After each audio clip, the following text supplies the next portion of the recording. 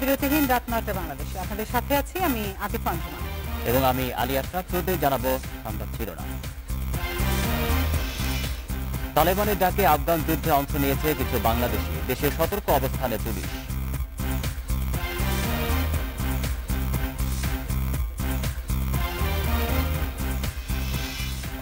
করোনায় আরো 178 জনের প্রাণহানি, শনাক্ত 6,885 রোগী, শনাক্তের হার 20%।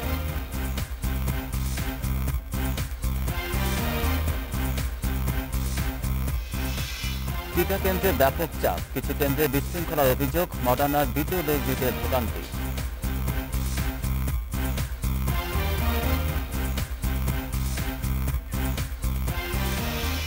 ফেনীতে স্বর্ণ আত্মসাৎ মামলায় 5 পুলিশ সদস্য দ্বিতীয় দফা রিমান্ডে, মামলা পিবিআইতে স্থানান্তরের আবেদন।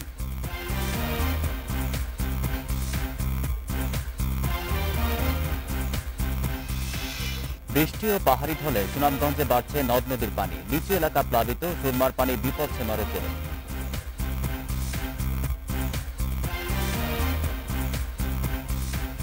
শুনছিলেন শিরোনাম, এবার বিস্তারিত। তালেবানের ডাকে সাড়া দিয়ে আফগান যুদ্ধে অংশ নিয়েছে কিছু বাংলাদেশীয়। দুপুরে ধানমন্ডি 32 নম্বরের নিরাপত্তা পরিদর্শনে গিয়ে এই তথ্য দেন ডিএমপি কমিশনার শফিকুল ইসলাম। এ সময় তিনি আরও বলেন, এদেশের জঙ্গিরা এখনও তৎপর রয়েছে, তবে আইনশৃঙ্খলা বাহিনীর সর্বোচ্চ সতর্কতায় সংগঠিত হতে পারছে না। 15 আগস্ট জাতীয় শোক দিবস।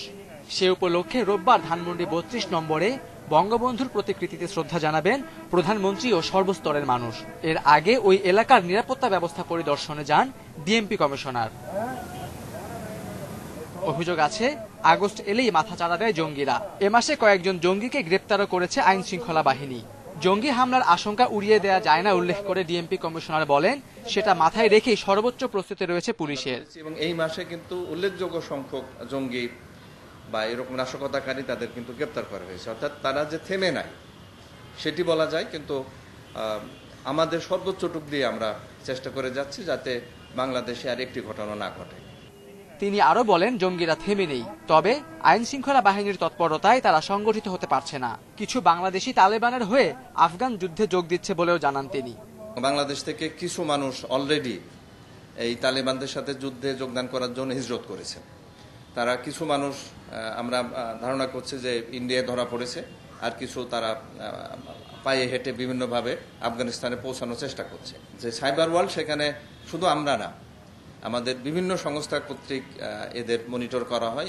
কমিশনার জানান, শোক দিবসের অনুষ্ঠান উপলক্ষে রোববার ধানমন্ডি 32 নম্বরের চারপাশের রাস্তায় যানবাহন চলাচল নিয়ন্ত্রণ করা হবে। এছাড়া সতর্কতায় নেওয়া হয়েছে কয়েক স্তরের নিরাপত্তা। Khaled Raihan, independent News, Dhaka. 15 August Khaleda জিয়ার জন্মদিন পালন জাতিসংঘে তামাশা ছাড়া কিছু নয় বলে মন্তব্য করেছেন আওয়ামী লীগের সাধারণ সম্পাদক ওবায়দুল কাদের। শনিবার সকালে জাতীয় শোক দিবস উপলক্ষে বঙ্গবন্ধু শেখ মুজিব মেডিকেল বিশ্ববিদ্যালয়ে আলোচনা সভায় একথা বলেন তিনি। এদিকে তথ্যমন্ত্রী বলেন, বঙ্গবন্ধু হত্যাকাণ্ডের সাথে জিয়াউর রহমান ওতপ্রোতভাবে জড়িত। শোকের মাসে করোনায় অসহায় ও নির্ময়ের মানুষকে খাবার সহায়তা দিচ্ছে আওয়ামী লীগ। শনিবার সকালে রাজধানীর মিরপুরে এক অনুষ্ঠানে শিক্ষামন্ত্রী দীপু মনি বলেন, বঙ্গবন্ধুকে হত্যার মূল উদ্দেশ্য ছিল তার আদর্শকে হত্যা করা, কিন্তু সেই উদ্দেশ্য পূরণ হয়নি। এই যে সমস্ত চেষ্টা আজকে জ্ঞানে বিজ্ঞানের দেশ এগিয়ে চলেছে, এর সমস্ত কিছুই সম্ভব হয়েছে সেই বঙ্গবন্ধুর আদর্শের জন্য। বঙ্গবন্ধুর দেখানো পথেই তার কন্যা শেখ হাসিনা আজকে বাংলাদেশকে এগিয়ে নিয়ে যাচ্ছেন। চট্টগ্রামে শোক দিবসের এক আলোচনায় তথ্যমন্ত্রী বলেন, বঙ্গবন্ধুর খুনের সাথে জড়িত ছিলেন জিয়াউর রহমান।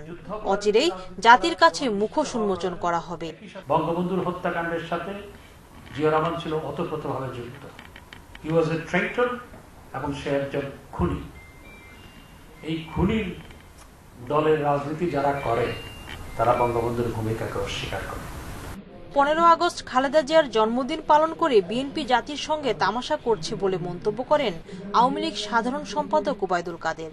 শনিবার বিএসএমএমইউতে শোক দিবসের আলোচনায় একথা বলেন তিনি। আজকে মির্জা ফখরুল সাহেব, আপনার কাছে জানতে চাই, এ সত্য কেন বারবার এড়িয়ে যাচ্ছেন? কিভাবে করবেন এবার 15 আগস্ট? কর্মসূচি পরিবর্তন করবেন? কেক কাটবেন না, বিলাদ মাহফিল করবেন, কিন্তু 15ই আগস্ট জন্মদিবস রয়েই গেল। ৭১-এর পরাজিত শক্তি দেশের উন্নয়নে বাধা সৃষ্টি করছে বলেও জানান ওবায়দুল কাদের। সুলতানা জাহান মিতু, ইন্ডিপেন্ডেন্ট নিউজ, ঢাকা। 15ই আগস্টে নৃশংস হত্যাকাণ্ড ঠেকাতে না পারার দায় কার? সে সময় রাজনৈতিক নেতৃত্ব, প্রতিরক্ষা ও স্বরাষ্ট্র মন্ত্রণালয়, গোয়েন্দা সংস্থা ও সেনা প্রধানের ভূমিকায় বা কী ছিল? সেসব প্রশ্নের সুরাহা চাইছেন গবেষকেরা। বলছেন, সে হত্যাকাণ্ডের আগে পরে দায়িত্বপ্রাপ্তদের ভূমিকার পূর্ণাঙ্গ চিত্র জাতির সামনে তুলে ধরতে হবে। ৭৫-এর 15ই আগস্ট ঢাকা বিশ্ববিদ্যালয়ে ছিল রাষ্ট্রপতি বঙ্গবন্ধু শেখ মুজিবুর রহমানের নির্ধারিত কর্মসূচি। রাষ্ট্রপতিকে সংবর্ধনা দিতে প্রস্তুত ছিল ক্যাম্পাস। তবে সবকিছু তছনছ হয়ে যায় গভীর রাতে ঢাকা ক্যান্টনমেন্ট থেকে বের হয়ে আসা খুনি চক্রের 3 দলের বর্বরচিত হত্যা অভিযানে। হত্যা করা হয় জাতির পিতাকে। রেহাই পাননি ফজিলাতুন্নেসা মুজিব, শিশু শেখ রাসেল থেকে শুরু করে পরিবারের কেউই। প্রচণ্ড এ নারকীয়তায় হতবিহ্বল, স্তব্ধ হয় গোটা দেশ। প্রশ্ন, রাষ্ট্রপতিকে রক্ষা করতে না পারার দায় তাহলে কার? বাংলাদেশের রাষ্ট্রপতি নিহত হয়েছেন সপরিবার। উপরাষ্ট্রপতি, প্রধানমন্ত্রী, স্পিকার, স্বরাষ্ট্রমন্ত্রী, প্রতিরক্ষা মন্ত্রী, তাদের নির্দেশেই তো বিভিন্ন বাহিনী চলবে। তারা কোথায় ছিলেন? তারা কি কোনো উদ্যোগ নিয়েছিলেন? আমার জানা মতে 23শে আগস্টের আগে কেউ গ্রেপ্তার হন নাই। তাহলে 15ই আগস্ট থেকে 23শে আগস্ট পর্যন্ত তারা কে কোথায় কি করেছেন, কি উদ্যোগ নিয়েছেন? প্রথম ব্যর্থতা গোয়েন্দা ব্যর্থতা, দ্বিতীয় ব্যর্থতা সেনা প্রধানের। শফিউল্লাহ, তিনি যত কথাই বলুন না কেন, আমার ইতিহাস বলছে তিনি কিছুই করতে পারেননি, রক্ষী বাহিনী কিছুই করেনি। যারা সাংবিধানিকভাবে রাষ্ট্রপতিকে রক্ষার জন্য দায়বদ্ধ ছিলেন, ইতিহাসের স্বার্থেই তাদের সে সময়ের ভূমিকা জাতির সামনে তুলে ধরার তাগিদও দিচ্ছেন গবেষকেরা। তোমরা কি করেছ? এই প্রশ্নগুলো তো আসবে। তোমরা কেন প্রতিরোধ করলে না? ওরা তো 300-400 এই 2টা ইউনিটের সৈন্য, তাও তো সবাই আসে নাই, ছোট একটা গ্রুপ আসছে। ঢাকা শহরে না হয় কামান ছিল, ট্যাঙ্ক ছিল, সেই ট্যাঙ্কে গোলা ছিল না। অন্যান্য ডিস্ট্রিক্টে তো ট্যাঙ্ক কামান ছিল না। 71-এ বাংলাদেশের জন্মের ফলে আত্মশ্লাঘায় আঘাত লেগেছিল নিক্সন, কিসিঞ্জারের, জুলফিকার আলী ভুট্টোর, চীনের নেতৃত্বে। 3টি দেশের যোগসূত্র আছে কিনা তা আমার তদন্ত করে দেখতে হবে। গবেষকরা বলছেন, সে সময়ের দায়িত্বপ্রাপ্তদের হত্যা পরবর্তী নিষ্ক্রিয়তার বিষয়টিও খতিয়ে দেখে বিস্তারিত তুলে ধরা উচিত। শাহাদাত স্বপন, ইন্ডিপেন্ডেন্ট নিউজ, ঢাকা। বঙ্গবন্ধুর ভাগ্নে শেখ ফজলুল করিম সেলিম বলছেন, 15ই আগস্টের হত্যাকাণ্ডের দায় এড়াতে পারে না জাসদ।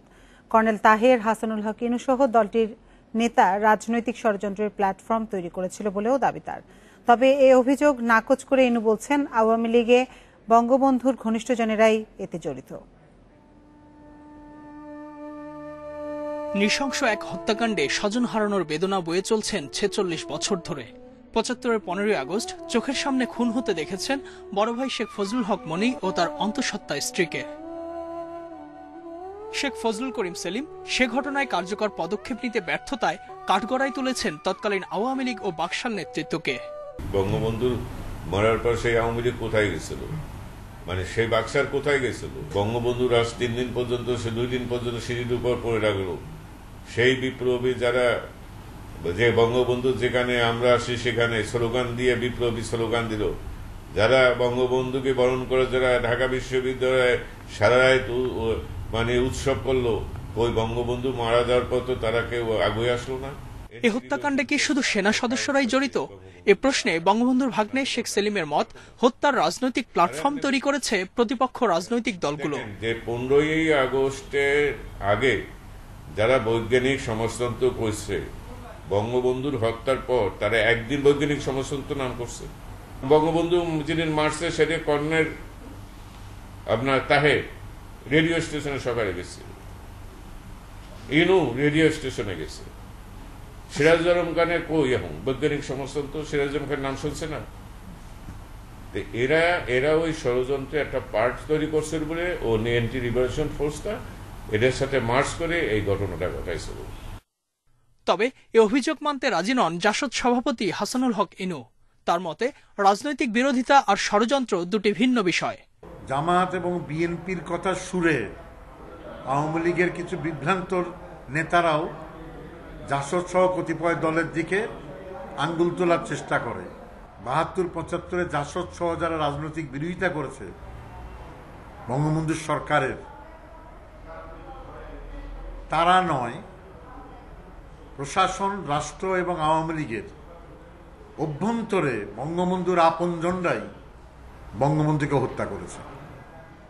এবং হত্যার পরে যে মন্ত্রিসভা হয়েছে, বঙ্গবন্ধুর ঘনিষ্ঠ শীর্ষ নেতারা সেই মন্ত্রিসভায় শপথ গ্রহণ করেছে।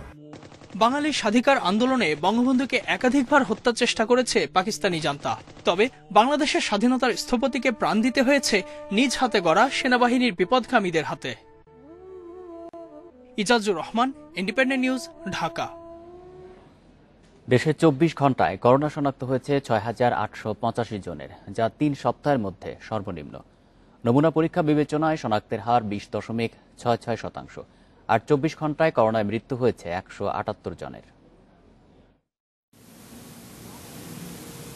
স্বাস্থ্য অধিদপ্তরের বিজ্ঞপ্তিতে জানানো হয়, দেশে ২৪ ঘন্টায় ৩৩,৩৩০ নমুনা পরীক্ষায় করোনা শনাক্ত হয়েছে ৬,৮৮৫ জনের।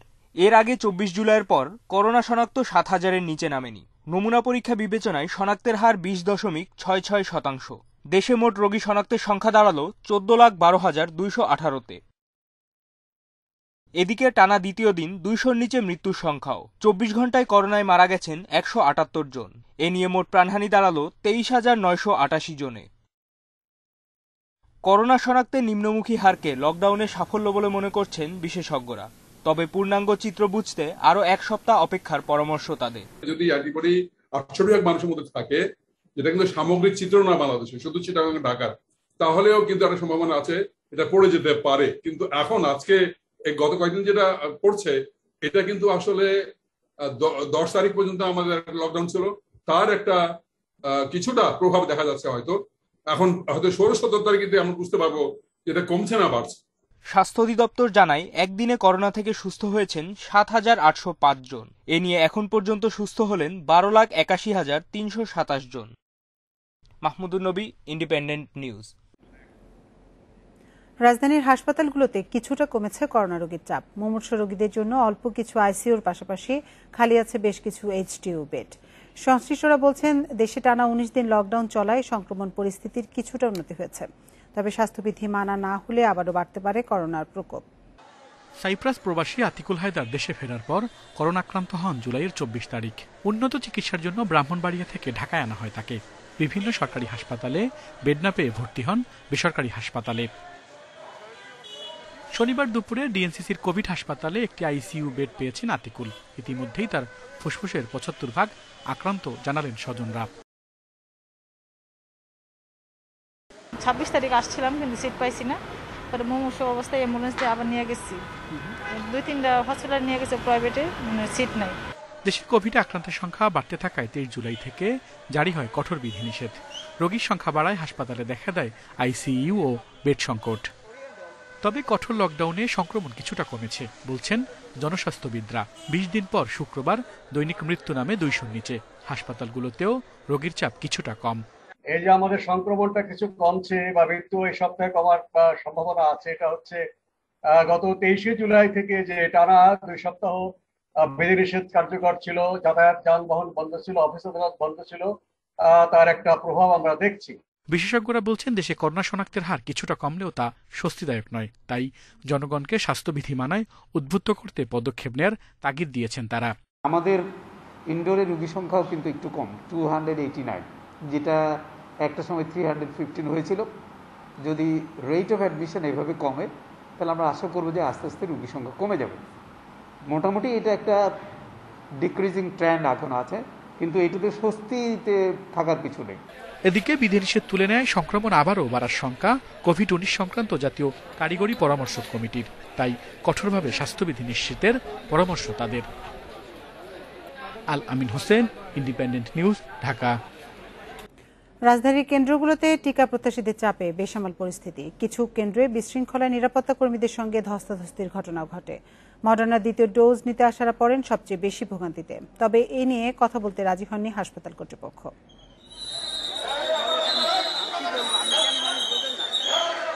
রাজধানীর পরিবাগে বঙ্গবন্ধু মেডিকেল বিশ্ববিদ্যালয় হাসপাতালের টিকা কেন্দ্রে এমন বিশৃঙ্খলা প্রায় প্রতিদিনের চিত্র। এ কেন্দ্রে করোনা টিকার প্রথম ও দ্বিতীয় ডোজ নিতে আসাদের পাশাপাশি লাইনে প্রবাসীরাও। ফলে টিকা প্রত্যাশীদের দীর্ঘ লাইনে অপেক্ষা করতে হয় ঘন্টার পর ঘন্টা। এইখান থেকে 3টা জোয়ার আসছে, 3বার এদিকে বিছাইছে, 3বার ঢুকাইছে, এখান থেকে একটা লোক নেওয়া হয়নি। আমরা যখন প্রথম ডোজ দিছি সৌদি আরব প্রবাসী, কুয়েত প্রবাসী, ওখানে আমাদের 5 মিনিটের জন্য কমপ্লিট হয়ে গেছে, 5 মিনিট লাগে নাই। আজকে আমাদের সকাল 6টা থেকে, কেন আমরা নোয়াখালী থেকে চিটাং থেকে আইসা এখন আমরা এখানে অপেক্ষা করতে হবে। আমাদের কেউ ঢুকতে দিতেছে, ঢুকছি বাইক করে দিচ্ছে। বেশিরভাগ মানুষের বলতেছে যে আমাদের এই জায়গার স্টাফ, অথচ তাদের স্টাফ কার্ড নেই। এই পুলিশ এবং আনসাররা অনিয়ম করে এই গেট দিয়ে ঢুকাচ্ছে। টিকা নিতে আসাদের নানা অভিযোগের বিষয়ে কেন্দ্র কর্তৃপক্ষ কোনো কথা বলতে রাজি হননি। এমনকি বিএসএমএমইউ এর টিকা কেন্দ্রের ভেতরে প্রবেশ করতে দেওয়া হয়নি কোনো গণমাধ্যমকে। রাজধানীর অন্যান্য টিকা কেন্দ্রে এমন বিশৃঙ্খলা না থাকলেও দেখা যায় দীর্ঘ লাইন। টিকা কার্ডে দ্বিতীয় ডোজের তারিখ মেনে কেন্দ্রে এসেও এসএমএস না পাওয়ায় মডার্নার দ্বিতীয় ডোজ নিতে পারেননি কেউ। এ নিয়ে ক্ষুব্ধ হয়ে ওঠেন।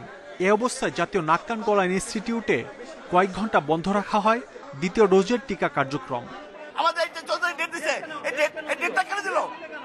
বলেছি তো সিসিবি ছাড়া কেউ আসবেন না, তাহলে আমরা চলে যেতাম, আমরা আসতাম না। একের পর এক তারা নতুন পলিসি প্রণয়ন করতেছে, তাইলে তারিখ লিখলো কেন? ফার্স্ট লিখ আছে তো 14 তারিখ, আপনি চলে ওরা বইলেও দিছে চলে আসবে। কারণ আজকে আর বলতেছে মেসেজ কি আমরা বানায় আসবো নাকি? না নিলে লিখিত ডকুমেন্টের পরে আবার আমরা কি করে মেসেজের জন্য অপেক্ষা করব?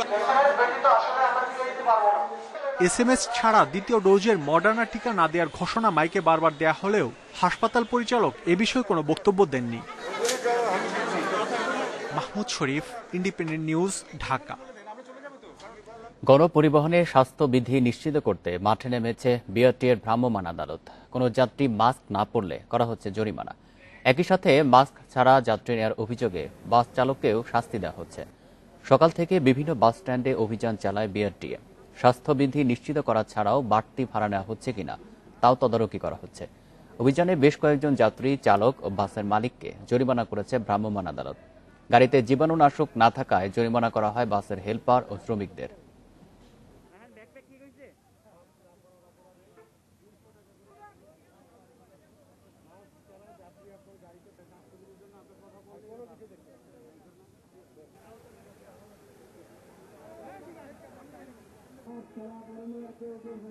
টার্মিনালের ভিতরে এবং বাইরে সকলে মাস্ক পরছে কিনা, এর পাশাপাশি যেই লোকাল যে ইন্টারসিটি পরিবহনগুলো আছে সেই গাড়িগুলোতেও আমরা দেখছি যে যাত্রীরা মাস্ক পরছে কিনা, পরিবহন কর্মীরা, ড্রাইভার, হেল্পার মাস্ক পরছে কিনা, হ্যান্ড স্প্রে ব্যবহার করা হচ্ছে কিনা। করোনা সংক্রমণ না কমলেও সরকারের লকডাউন তুলে নেওয়ার সিদ্ধান্তকে আত্মঘাতী বলে মন্তব্য করেছেন বিএনপি মহাসচিব মির্জা ফখরুল ইসলাম আলমগীর। দুপুরে রাজধানী গুলশানের সংবাদ সম্মেলনে এ মন্তব্য করেন তিনি। মির্জা ফখরুল বলেন, বিশেষজ্ঞদের মতামত উপেক্ষা করে লকডাউন তুলে দেওয়ার সিদ্ধান্তটি ঠিক হয়নি। এই অবস্থায় জনসাধারণের জীবন বিপন্ন করার দায় সরকারকেই নিতে হবে। শুধু লকডাউন নয়, সরকার ও সিটি কর্পোরেশনের ব্যর্থতার কারণে ডেঙ্গু পরিস্থিতিও ভয়াবহ আকার ধারণ করেছে বলে জানান মির্জা ফখরুল। পরে খালেদা জিয়ার স্বাস্থ্য প্রসঙ্গে বলেন, তার শারীরিক অবস্থা স্থিতিশীল রয়েছে।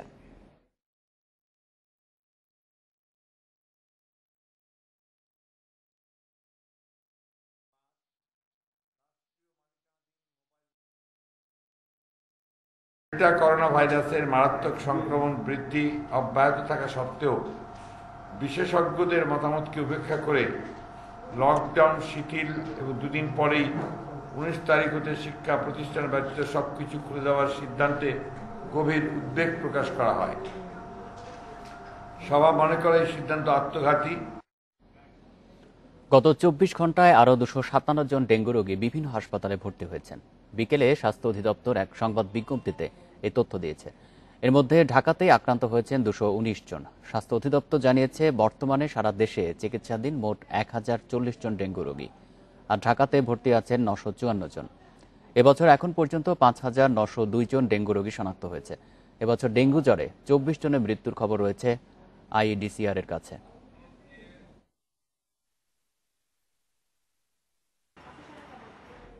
এডিস নিধনে নগরবাসীদের লজ্জা পরিহার করে নিজ নিজ বাসাবাড়ি পরিষ্কারের আহ্বান জানিয়েছেন ঢাকা উত্তর সিটি কর্পোরেশনের মেয়র আতিকুল ইসলাম। শনিবার সকাল 10টায় 10 মিনিট নিজ বাসাবাড়ি পরিষ্কার কার্যক্রমে অংশ নিয়ে এই আহ্বান জানান তিনি। রাজধানীর মধুবাগে অভিযানে যান মেয়র আতিকুল ইসলাম। এ সময় বিভিন্ন ফ্ল্যাটের ফুলের টব, ফ্রিজের নিচে জমা পানি এবং ছাদ বাগান যাচাই করেন তিনি। তবে কোনো বাড়িতে এডিসের লার্ভা পাওয়া যায়নি বলে জানান মেয়র। নগরবাসীর সচেতনতা বেড়েছে বলেও দাবি তার। পরে এডিস নিধনে বিভিন্ন এলাকায় পরিচ্ছন্নতার কাজে অংশ নেন সিটি কর্পোরেশনের কর্মীরা।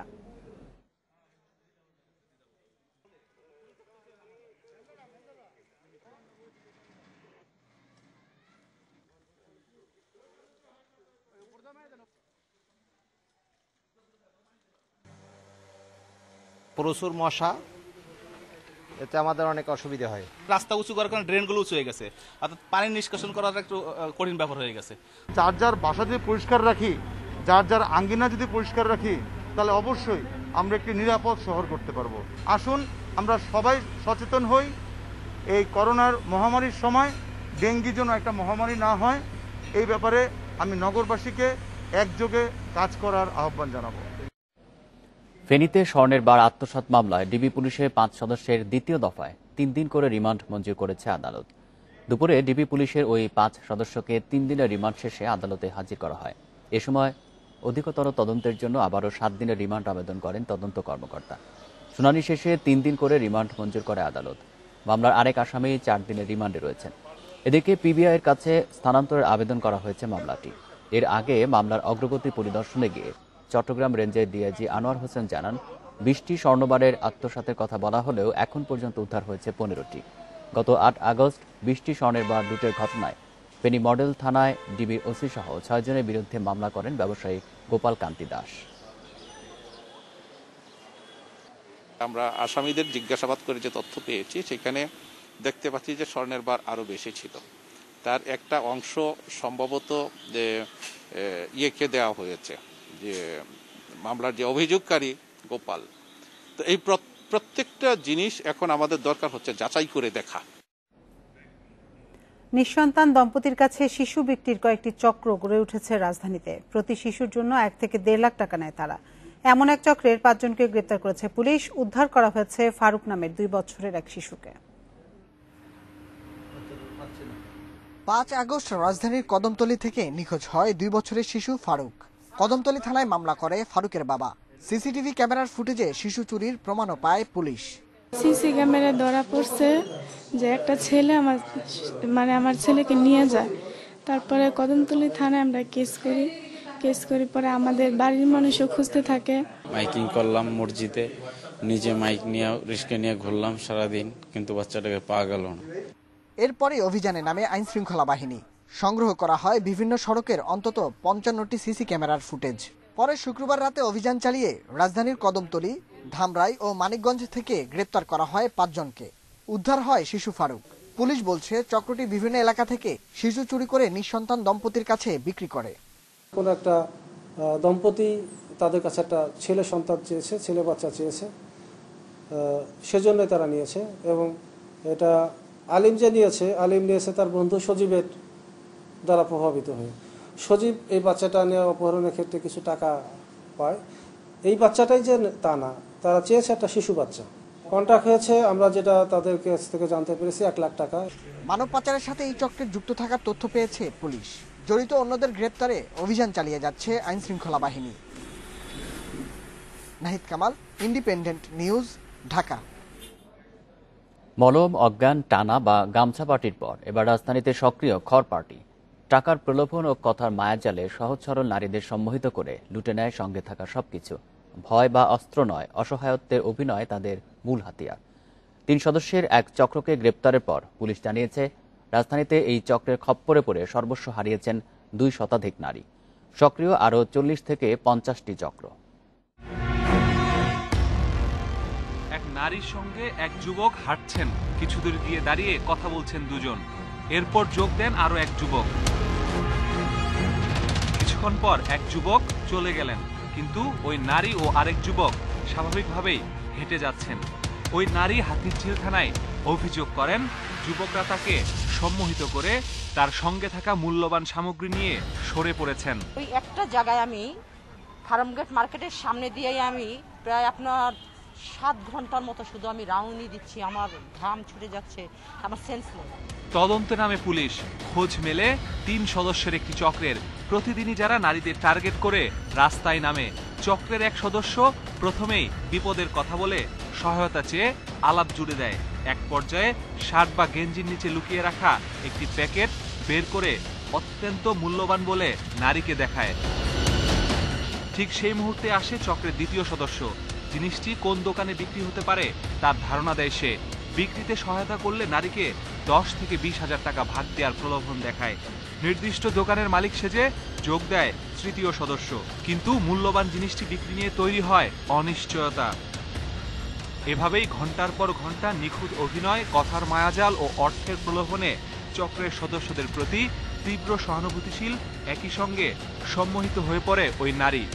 এক পর্যায়ে নিজের অজান্তেই স্বেচ্ছায় সঙ্গে থাকা নগদ টাকা, স্বর্ণালংকার ও মোবাইল ফোন দিয়ে দেয় সে। আমাকে এই প্যাকেটটা ধরাই দিয়ে বললো ও আমার কাছে আংটি চাইছে। আমি নিজে সবকিছু আমি নিজের ইচ্ছাকৃত বাবা ওকে খুলে খুলে দিচ্ছি। এর কারণটা কি আমি নিজেও বলতে পারলাম না। পুলিশ জানাচ্ছে এ চক্রের সদস্যরা নারায়ণগঞ্জের রূপগঞ্জের বাসিন্দা, কিন্তু তারা তৎপর রাজধানীর খিলগাঁও, রামপুরা, মগবাজার, ফার্মগেট, মোহাম্মদপুর ও মিরপুর এলাকায় লুট করা স্বর্ণালংকার রূপগঞ্জে আর মোবাইল ফোন ঢাকায় বিক্রি করে। সংঘবদ্ধ চক্রের সন্ধান আমরা পেয়েছি। এদের 3 জনকে আমরা অ্যারেস্ট করেছি। এদের সম্পর্কে আমরা তথ্য কালেক্ট করতেছি। বাকিদের গ্রেপ্তারের প্রচেষ্টা অব্যাহত আছে। এ ধরনের প্রতারণা থেকে বাঁচতে রাস্তায় কেউ বিপদে পড়ে কিছু বিক্রি করে দেওয়ার প্রস্তাব দিলে এড়িয়ে যেতে নারীদের পরামর্শ দিচ্ছে পুলিশ।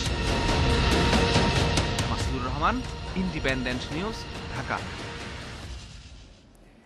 টানা 4 দিনের বৃষ্টি আর পাহাড়ি ঢলে সুনামগঞ্জের বিভিন্ন নদ নদীর পানি বাড়ছে। সুরমার পানি বইছে বিপদসীমার 15 সেন্টিমিটার উপর দিয়ে। এরই মধ্যে প্লাবিত হয়েছে শহরের নদী তীরবর্তী তেহরিয়া, বড়পাড়া, মল্লিকপুর আবাসিক এলাকায়। রাস্তায় পানি উঠে বন্ধ হয়ে গেছে বিশ্বম্ভরপুর তাহিরপুর উপজেলার একমাত্র সংযোগ সড়ক। পানির তোড়ে 2 দিন ধরে বন্ধ সুনামগঞ্জ তাহিরপুর যাওয়ার একমাত্র সড়কটি। প্রায় 1 কিলোমিটার অংশ পানিতে ডুবে যাওয়ায় এই সড়কে যান চলাচল বন্ধ হয়েছে। এতে বিশ্বম্ভরপুর ও তাহিরপুর উপজেলার 2 লাখের বেশি মানুষ পড়েছে ভোগান্তিতে। বাজার আরো আমরা যাইতে পারতাছি না, আমরা খুব দুর্গতি।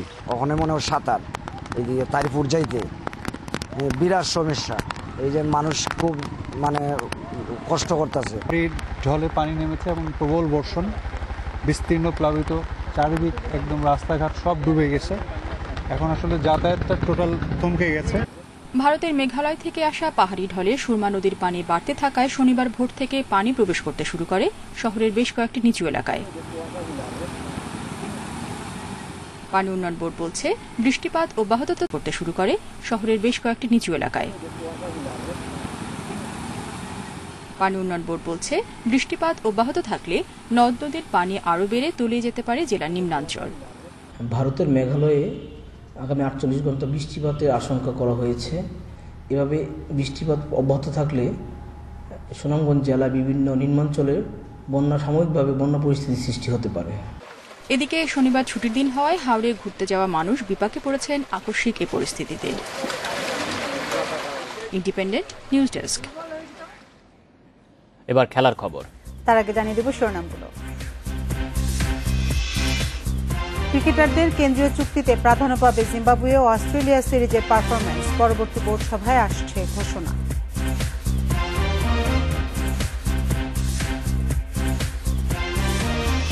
সাফের আদর্শ প্রস্তুতিতে লক্ষ্য শক্তিশালী দলের সঙ্গে ম্যাচ খেলা। শিরোপা জয়ে আত্মবিশ্বাসী কাজী সালাউদ্দিন।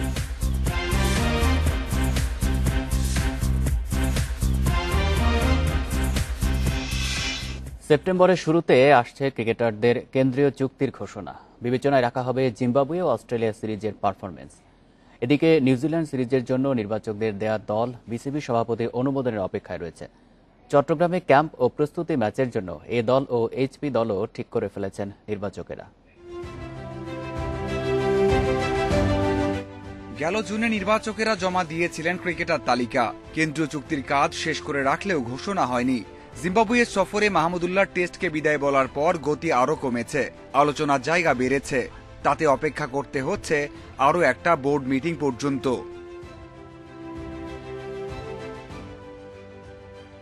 দেরিতে হওয়াতে কপাল খুলতে পারে নতুনদের। অস্ট্রেলিয়া ও জিম্বাবুয়ে সিরিজের পারফরম্যান্স আসবে বিবেচনায়। সব পারফরমেন্সে বিবেচ্য হবে এখানে পারফরমেন্সের ভারসাম্য তো দেখতেই হবে। তারপরে এটার সাথে ভবিষ্যতের কথাও চিন্তা করা হবে, কাকে দিয়ে সামনের বছর ধরে কন্টিনিউ যাবো কিনা ওগুলোও চিন্তা করা হচ্ছে। তো বেস্ট পসিবল স্ট্যান্ডার্ড একটা কন্ট্রাক্টে দেওয়া হচ্ছে। দ্বিতীয় সারির নিউজিল্যান্ড দল আসবে বাংলাদেশে। বিশ্বকাপের প্রস্তুতি স্বার্থে নির্বাচকেরা শক্তিশালী দল তৈরি করে ফেলেছেন, অপেক্ষা বোর্ড সভাপতির অনুমোদনের। এ মাসের শেষ দিকে এ দল ও এইচপি দল ক্যাম্প করবে চট্টগ্রামে, খেলবে 3টি ওয়ানডে ও 2টি 4 দিনের ম্যাচ। সেই দলও প্রস্তুত রেখেছেন নান্নু বাশার, কাজ করছেন বাংলা টাইগার নিয়েও। চিটাগংয়ে তো আমাদের দুটো টিম যাচ্ছে, একটা এইচপি যাচ্ছে আর একটা এ টিম যাবে।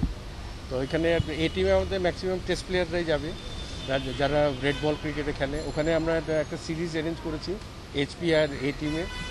ওখানে আপনার 3টা ওডিআই হবে এবং 2টা 4 ম্যাচ হবে। বাংলাদেশ ও নিউজিল্যান্ডের ক্রিকেটাররা কোয়ারেন্টিন করবেন 24, 25 ও 26 আগস্ট। বিকেএসপিতে যে প্রস্তুতি ম্যাচ খেলার কথা ছিল ব্ল্যাক ক্যাপদের, সেটা হচ্ছে না। 5 দিনের অনুশীলন শেষে 2 দল প্রথম টি-20তে মুখোমুখি হবে 1 সেপ্টেম্বর।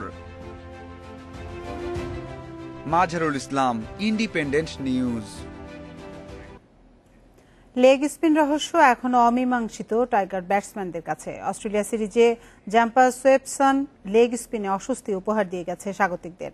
সমস্যার কাটাছেঁড়ায় লেগিদের অভাবকে দুষছেন মোহাম্মদ আশরাফুল। আসন্ন টি-20 বিশ্বকাপে লেগ স্পিনারদের বিপক্ষে পরিস্থিতি বুঝে খেলার তাগিদ টাইগারদের সাবেক অধিনায়কের।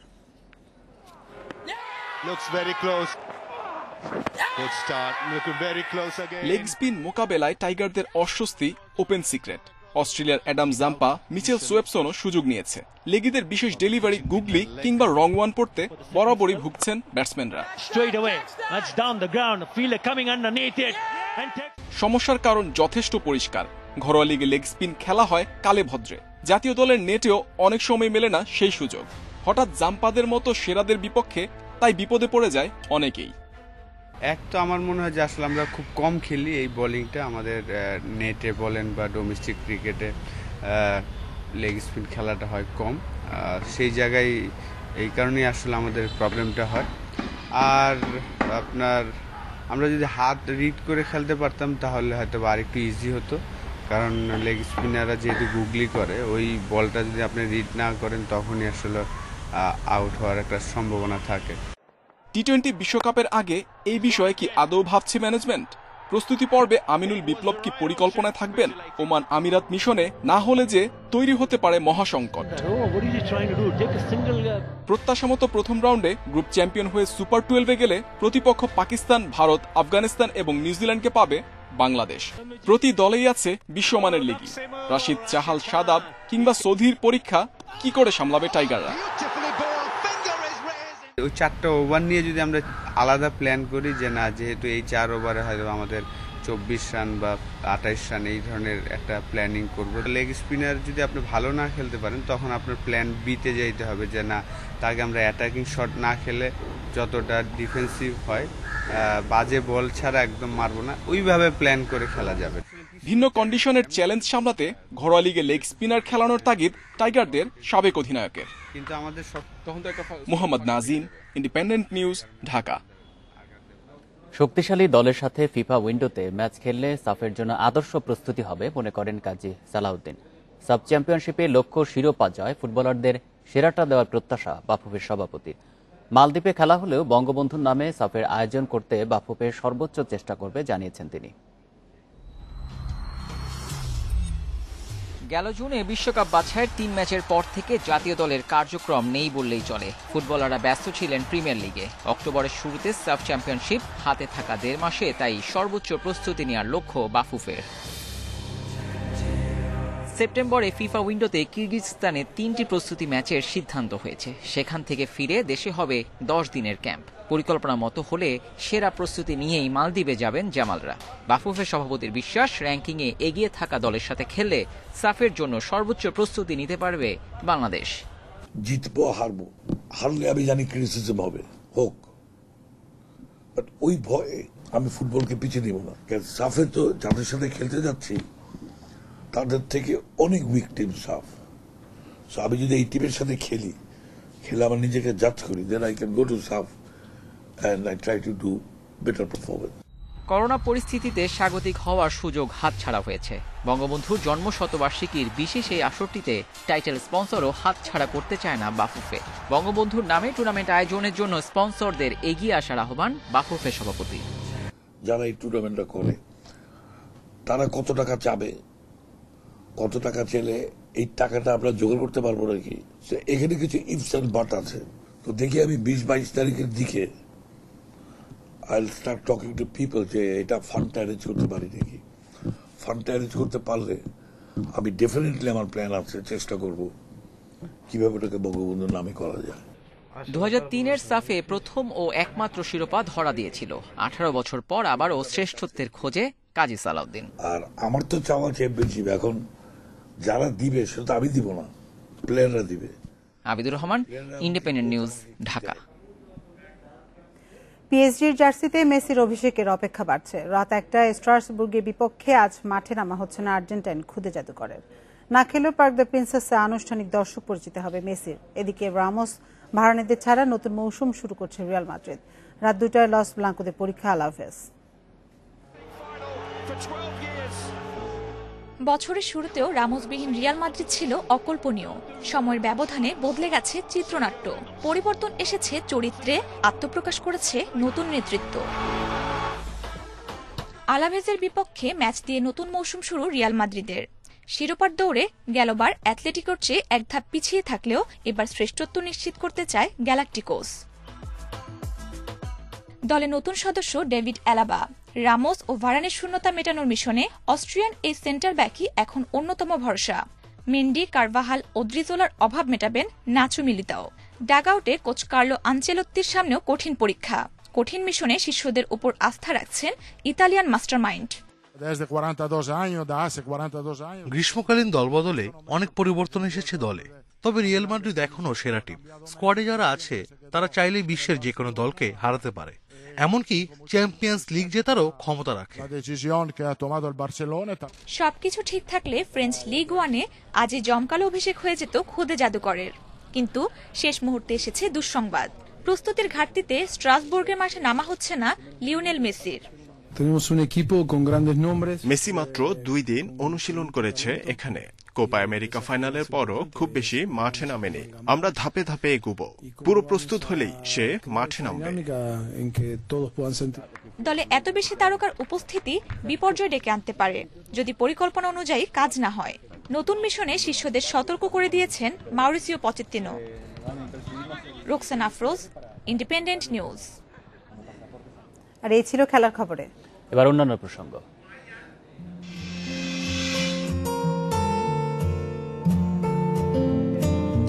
করোনা রোধে কয়েক দফা লকডাউনে সজীবতা ফিরে পেয়েছে রাজধানী প্রকৃতি। দূষণমুক্ত পরিবেশে উদ্ভাসিত প্রকৃতির সৌন্দর্য। গাছে গাছে দেখা দিয়েছে নতুন কুড়ি, চারদিকে সবুজের সমারোহ। সঠিক পরিকল্পনা অনুযায়ী চললে রাজধানীর এই সৌন্দর্য ধরে রাখা সম্ভব বলে মনে করছেন বিশেষজ্ঞরা।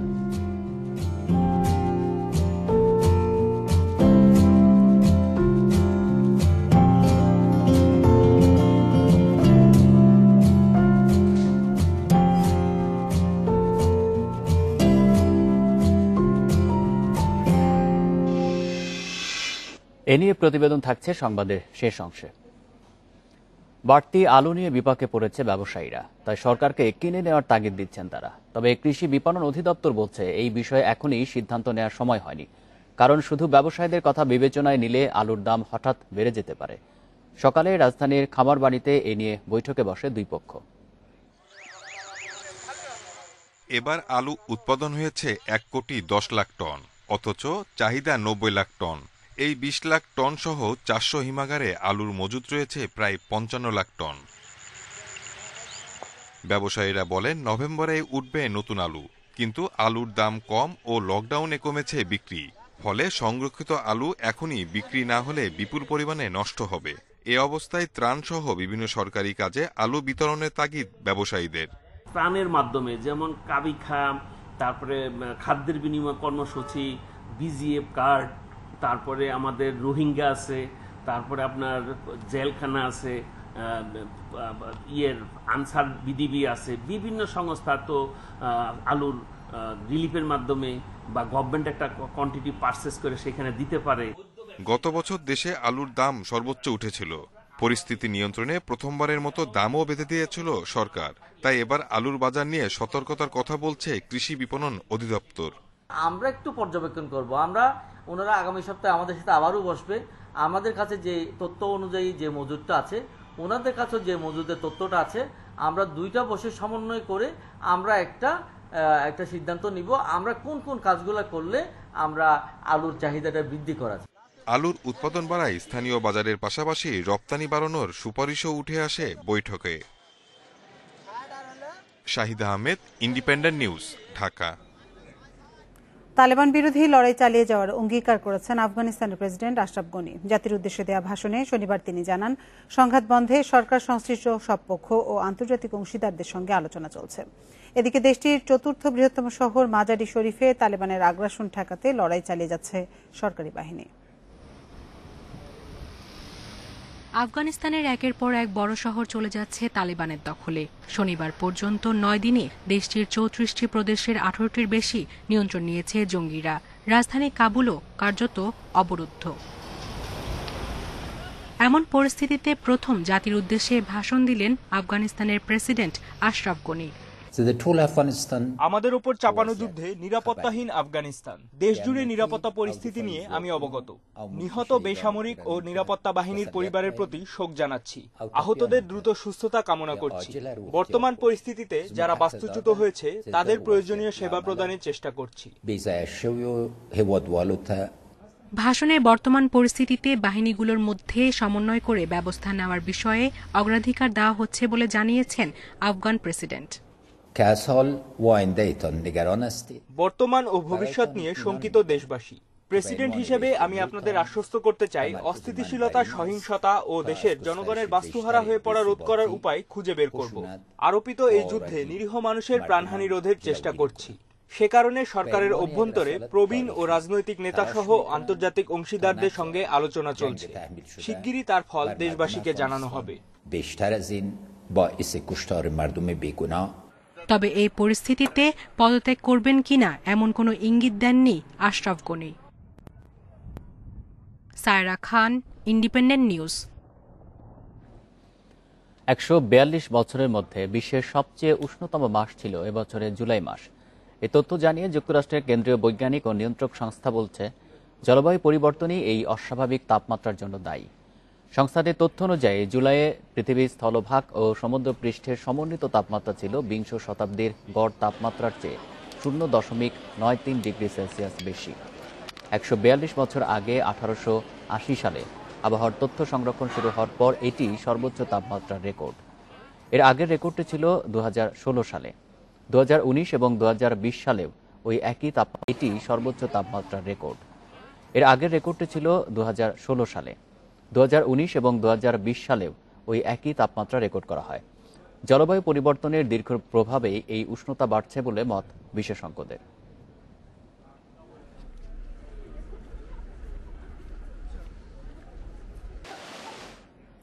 দূষণমুক্ত পরিবেশে প্রাণ ফিরে পেয়ে আপন সৌন্দর্যে উদ্ভাসিত ঢাকার প্রকৃতি। গাছে গাছে দেখা দিয়েছে নতুন কুড়ি, চারিদিকে সবুজের সমারোহ। সঠিক পরিকল্পনা আর প্রকৃতি রক্ষায় সবাই সচেতন থাকলে সারা বছরই প্রকৃতির এই অনাবিল সৌন্দর্য ধরে রাখা সম্ভব বলে মনে করছেন পরিবেশবিদরা। মগডালে বাসা বেঁধেছে বক, এ যেন বকেদের অভয়ারণ্য। কাঠঠোকরা, টিয়ে সহ নানা পাখ পাখালির মেলা। এটি কোনো বনাঞ্চল নয়, রাজধানীর গাছে গাছেই এখন চোখে পড়ে এমন অনন্য সুন্দর দৃশ্য। করোনা রোধে কয়েক দফা লকডাউনে অনেকটাই বিশুদ্ধ হয়ে উঠেছে রাজধানীর প্রকৃতি। দীর্ঘ অপেক্ষার পর প্রকৃতি ফিরে পেয়েছে সজীবতা। নানা রঙের ফুলে ফলে যেন আপন সৌন্দর্যের সবটুকুই ঢেলে দিয়েছে। পরিবেশবিদরা বলছেন, বিগত বছরগুলোর তুলনায় এবছরের প্রকৃতি অনেক বেশি সজীব। দৈনিক প্রায় 500 মেট্রিক টন ধুলাবালি পতিত হতে আগে লক্ষ্য করেছিলাম, সেখানে এখন 50 মেট্রিক টনও ধুলাবালি গাছের পাতাতে নেই ঢাকা শহরে। এটার কারণে প্রকৃতি কিন্তু সতেজ হয়ে উঠেছে, গাছে ফুল ফলে কিন্তু ভরে উঠেছে এবং পাতাগুলো রন্ধ্রে রন্ধ্রে কিন্তু একটি পুনর্জাগরণ আমরা লক্ষ্য করছি। সঠিক পরিকল্পনা অনুযায়ী চললে রাজধানীর এই সৌন্দর্য ধরে রাখা সম্ভব বলে মনে করছেন বিশেষজ্ঞরা। বর্ষার যে প্রাকৃতিক যে সৌন্দর্য সেটা মিলিয়ে এবং লকডাউনের কারণে যে নেচারকে বিরক্ত না করার যে ব্যাপারটা ছিল, সব কিছু মিলিয়ে খুব চমৎকার একটা প্রকৃতি আমরা পেয়েছি। প্রকৃতির এই যে প্রাণবন্ততা, এটাকে যদি টিকিয়ে রাখতে হয় এবং এটাকে যদি ধারাবাহিকভাবে আমরা দেখতে চাই, তাহলে আসলে আমাদের অনেকগুলো পরিকল্পনা দরকার। রাজধানীর পরিবেশের ভারসাম্য ধরে রাখতে দূষণ সৃষ্টিকারী শিল্পগুলোকে নিয়ন্ত্রণে পরিবেশ আইনের যথাযথ প্রয়োগের তাগিদ দিয়েছেন পরিবেশবিদরা। Jahanara Parvin, Independent News, Dhaka. আর এই ছিল বিরতিহীন রাত 9টা বাংলাদেশে। ইন্ডিপেন্ডেন্ট টেলিভিশনের সব খবরের আরো বিস্তারিত জানতে চোখ রাখুন ফেসবুক, ইউটিউব এবং টুইটারে। ধন্যবাদ সবাইকে।